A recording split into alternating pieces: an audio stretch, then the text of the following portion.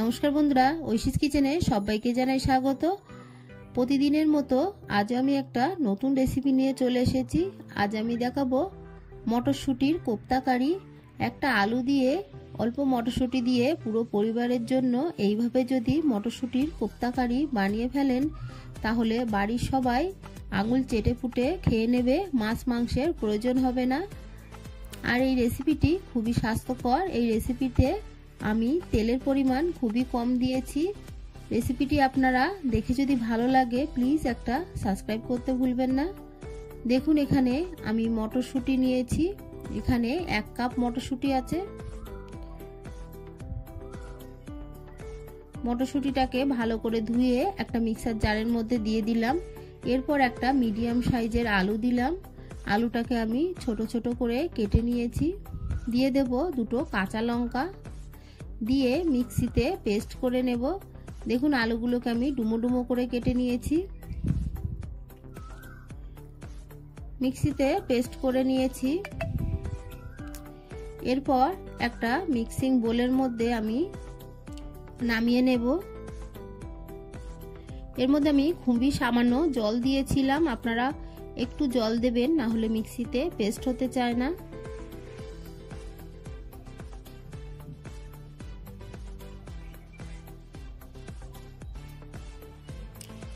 নামিয়ে নিয়ে আমি এর থেকে 2 চামচ তুলে রাখবো। এটাকে আমি পরে কাজে লাগাবো।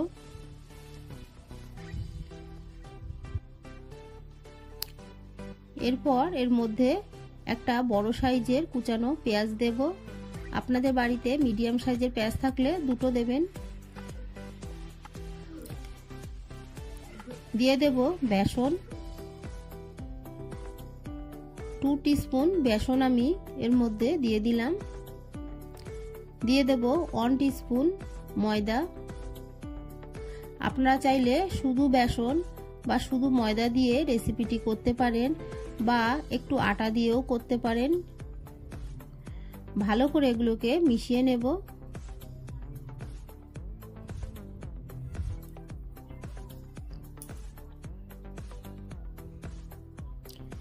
ভালো করে মিশিয়ে নিলাম। সবশেষে দিয়ে দিলাম স্বাদ অনুযায়ী লবণ। লবণটাকে দিয়ে আবারও একটু মিশিয়ে নেব।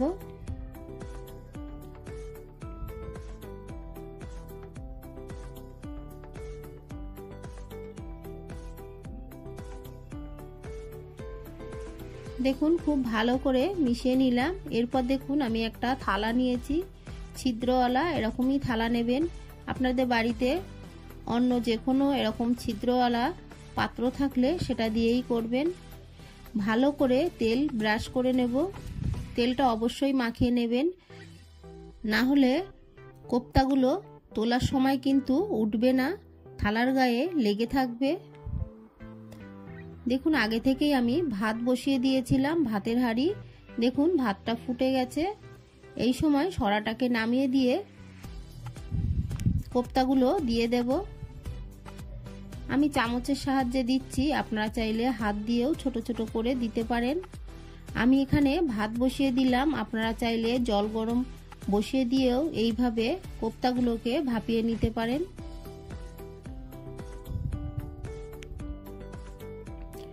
আপনাদের পছন্দ মতো যে কোনো শেপ দিয়ে এগুলোকে ভাপিয়ে নেবেন।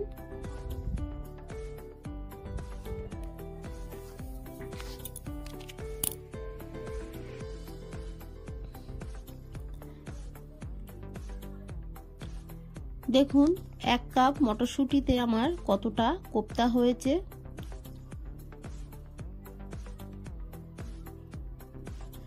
এরপর আমি ঢাকা দিয়ে এইভাবে 10 মিনিট রেখে দেব। গ্যাসের ফ্লেমটাকে আমি লো টু মিডিয়ামে রেখেছি। দেখুন, কোপ্তাগুলো কতটা ফুলে বড় হয়ে গেছে। আমি ঢাকা দিয়ে আরো একটু রেখে দেব। এর মধ্যে দেখুন, আমি মিক্সার জার নিয়েছি।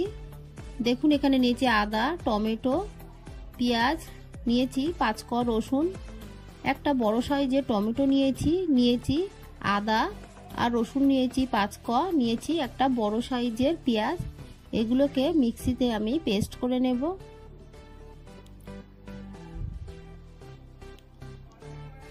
এদিকে দেখুন আমার কোপ্তাগুলো সব ভাপানো হয়ে গেছে। হাত দিয়ে দেখুন হাতগুলো চিপে যাচ্ছে না। এরপর আমি ওগুলোকে সরিয়ে নিলাম। ভাতটাও আমার মোটামুটি হয়ে এসেছে, আরও একটু বাকি আছে। একই সঙ্গে আপনারা দুটো কাজই করতে পারবেন। দেখুন ভাতটাও আমার হয়ে গেল, কোপ্তাগুলোকে ভাপিয়ে নেওয়াও হয়ে গেল। ভাতটা ফ্যান ঝরিয়ে দিয়ে একই গ্যাসের মধ্যে আমি কড়া বসিয়ে দিয়ে দিলাম সাদা তেল, দিয়ে দেব দারুচিনি। আপনারা চাইলে গোটা গরম মশলা সবগুলোই দিতে পারেন, এলাচ, দালচিনি, লবঙ্গ দিয়ে দিলাম। গোটা জিরে। ফোড়নটা ভাজা হয়ে গেলে এর মধ্যে আমি যে পেস্ট করে রেখেছি সেই পেস্টটাকে দিয়ে দেব। রসুনের পরিমাণটা খুবই কম দিয়েছি, আপনারাও রসুনের পরিমাণটা একটু কমিয়ে দেবেন। আর যারা নিরামিষভাবে করতে চান তারা রসুন পেঁয়াজটাকে স্কিপ করে দেবেন, দেখবেন সেটাও খেতে ভালো লাগবে। বেশ কিছুক্ষণ আমি নেড়ে আদা রসুনটাকে একটু কষিয়ে নিয়ে এর মধ্যে অল্প জল দিয়ে দিলাম। দিয়ে এর মধ্যে হাফ টিস্পুন দিয়ে দিলাম ধনে গুঁড়ো, হাফ টিস্পুন দিয়ে দেব জিরে গুঁড়ো, দিয়ে দেব হাফ টিস্পুন লবণ। এরপর এর মধ্যে দিয়ে দিলাম হলুদ গুঁড়ো, দিয়ে দেব স্বাদ অনুযায়ী লাল লঙ্কার গুঁড়ো। আপনারা একটু কালারফুল রান্না পছন্দ করলে এর মধ্যে একটু কাশ্মীরি লঙ্কার গুঁড়ো এই সময় দিয়ে দেবেন। আমি যে মটরশুঁটির পেস্ট তুলে রেখেছিলাম সেটাও এই একই সঙ্গে দিয়ে দিলাম। দিয়ে ভালো করে মশলাটাকে কষিয়ে নেব।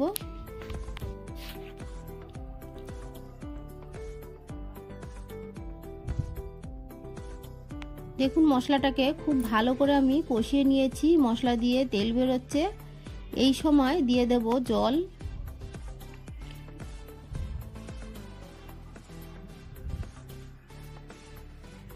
ভালো করে নেড়ে মশলার সঙ্গে জলটাকে ভালো করে মিশিয়ে দিলাম, দিয়ে ঢাকা দিয়ে ফুটতে দেব।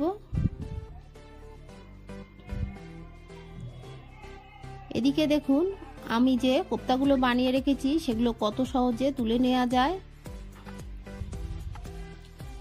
একটা কোপ্তাও দেখুন থালার গায়ে লেগে যাচ্ছে না। এইভাবে আমি সবগুলোকে তুলে নেব।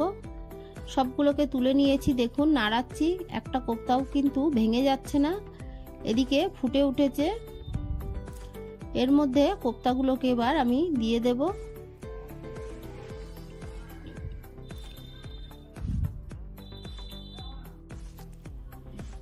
সব কোপ্তাগুলো আমি দিয়ে দিলাম। কিছুক্ষণ এইভাবে ফুটিয়ে নেব।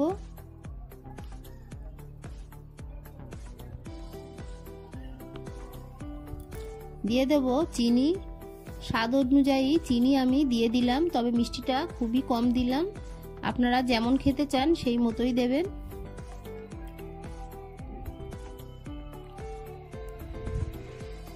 ভালো করে নেড়ে বেশ কিছুক্ষণ আমি ফুটিয়ে নেব। দিয়ে দেব কুচানো ধনেপাতা।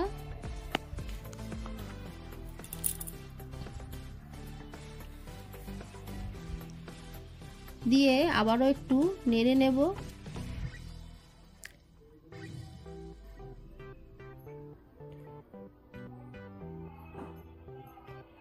সবশেষে দিয়ে দেব গরম মশলার গুঁড়ো।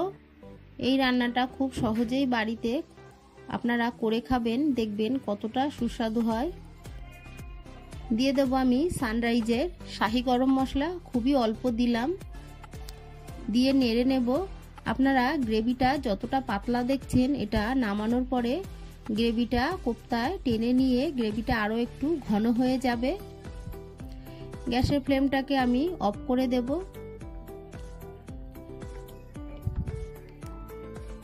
দেখুন ফ্লেমটাকে অফ করে দেওয়ার পর আপনাদের দেখাচ্ছি কোপ্তাটা কতটা দেখতে সুন্দর হয়েছে, খেতেও ততটাই সুন্দর হয়েছে। একটা কোপ্তাও কিন্তু ভেঙে যায়নি।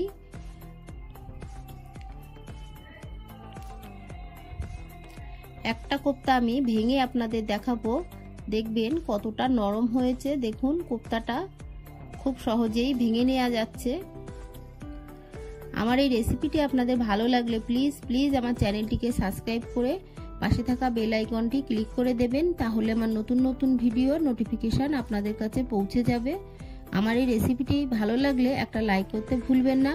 রেসিপিটি কেমন লাগলো আমাকে কমেন্ট করে জানাবেন। ভালো থাকবেন।